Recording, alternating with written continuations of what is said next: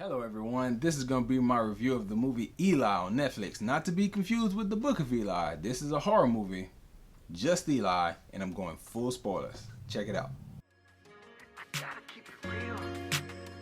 I just gotta keep it real. I gotta keep it real.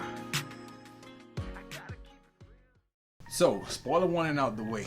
If you haven't seen the movie called Eli on Netflix, stop this video, go watch that movie, come back, like this video, subscribe to this channel, watch the rest of it, and leave comments telling me your thoughts toward the film. So it's not a film that I ever would have watched because it's a horror and it's real hard horror. But the things that make this movie good to me is that it makes you believe 3 lies. Lie number 1, they really want you to believe that this little boy is sick, when in truth he's not sick at all. I called it kind of early that something was in the boy that these people were trying to get out. They paint the scientists as real sinister, but I had a feeling throughout most of the movie like, hey, they are doing something good. There is something wrong with this boy, but it may not be what they're telling us. That's the first lie. He's sick, but he's not sick. They're not telling him everything. Lie number 2, they don't tell you everything about the parents. The whole time you're watching the movie, you're thinking to yourself, the parents are on the up and up. The mother wants what's best for her son. The father wants what's best for his son. But in truth, there's so much more going on. And this is where I caught that in the movie. As I watched it, there was a line where the father says, "I was always a faithful man." And the way he says it, I'm like, baby, I looked at my wife. I was like, baby, did you catch that line? And she was like, nah, it didn't make nothing to me.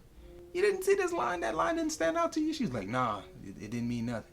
But to me, it was like, there's something there. Don't know what, but there's something there. Lie number 3. So I never really watched demonic horror type movies. This is a demonically horror type movie where there's God implications, there's devils and demons and stuff. I don't watch that type of stuff. The whole movie is painted to look like the boy's having hallucinations, never really giving it religious overtones. The mother throughout the film wears a cross and she prays, and the father prays too, but it's kind of normal. You're praying for your son to get better, no big deal. But by the time you get to the end of the film and you realize, oh, these people may not even be scientists, they might just be nuns. And then you also realize, like, they really are killing these children. What the hell is going on? And then it's revealed, like, oh, this child is not even like regular. He's the son of the devil. It's like, oh, that's what the faithful line meant. Oh, that's what's in the boy that they're trying to get out of him. Like, oh, all this stuff makes sense now. They got us, man, because me and my wife do not watch stuff like that.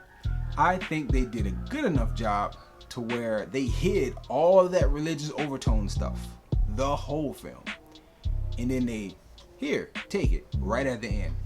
And at that point, you so invested, you want to see it through. So that's why we finished it off, and I thought it was real good.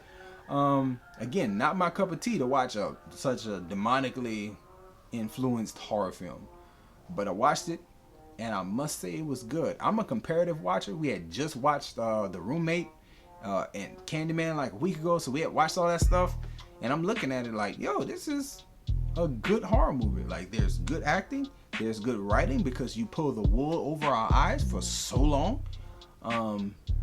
Good performances. There's nothing here to really criticize besides the fact that I feel like when they did deliver the religious, demonic, exorcism type overtones toward the end, like, they went real far, farther than I was comfortable with. That's why I don't give it a full 10 out of 10, maybe like a 8, strong 8, 9 out of 10. But it was a good movie. You're not wasting your time watching it like The Roommate or other things. So anyway, I enjoyed it. Check it out if you're into that type of stuff, Christian worldview stuff. This is not for us, I would say that. Again, I watched the whole movie, and when the ghosts and type stuff started showing up, I'm like, it's a hallucination. He's just tripping. And then the further you get, it's like, oh, okay, well, maybe he's not tripping. Let's see what happens. I was kind of hooked, you know. From a spiritual perspective, I was kind of hooked to get to that end before I was ready to abandon it. And like I said, when they do brush out the whole, these are nuns and this is an exorcism type of deal, I was like, ugh. Never would have watched this. Wouldn't advise any Christians to watch this. But if you do like I did and start watching and get into it, it's not a bad thing to watch. It's actually quite good. So that's all I got to say about Eli. Give it a watch if you want. If not, find something else. There's a lot of other good things out right now. Enjoy yourself. Guard your heart. Come back and see me on another video.